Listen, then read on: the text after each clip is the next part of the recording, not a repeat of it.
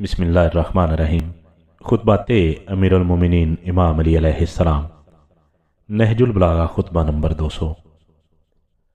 جناب سیدہ سلام اللہ علیہ کے دفن کے موقع پر ارشاد فرمایا، یا رسول اللہ، آپ کو میری جانب سے اور آپ کے پڑوس میں اترنے والی اور آپ سے جلد ملحق ہونے والی آپ کی بیٹی کی طرف سے سلام ہو۔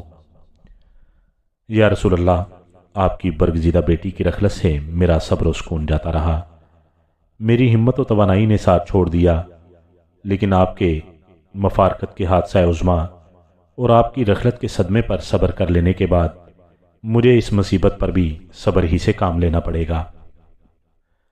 جبکہ میں نے اپنے ہاتھوں سے آپ کو لحد میں اتارا اور اس عالم میں آپ کی روح نے پرواز کی کہ آپ کا سر میری گردن اور سینے کے درمیان تھا۔ انا للہ و انا الیہ راجعون۔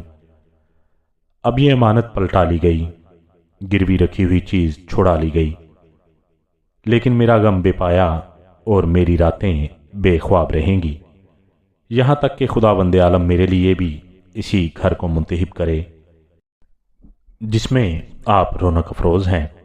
وہ وقت آ گیا کہ آپ کی بیٹی آپ کو بتائیں کہ کس طرح آپ کی امت نے ان پر ظلم ڈھانے کے لیے ایکا کر لیا۔ آپ ان سے پورے طور پر پوچھیں اور تمام احوال دریافت کریں۔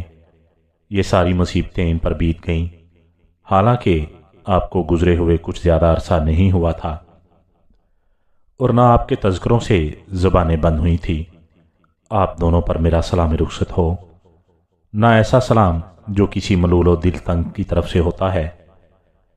اب اگر میں اس جگہ سے پلٹ جاؤں تو اس لیے نہیں کہ آپ سے میرا دل بھر گیا، اور اگر ٹھہرا رہوں تو اس لیے نہیں کہ میں اس وعدے سے بدظن ہوں جو اللہ نے صبر کرنے والوں سے کیا ہے۔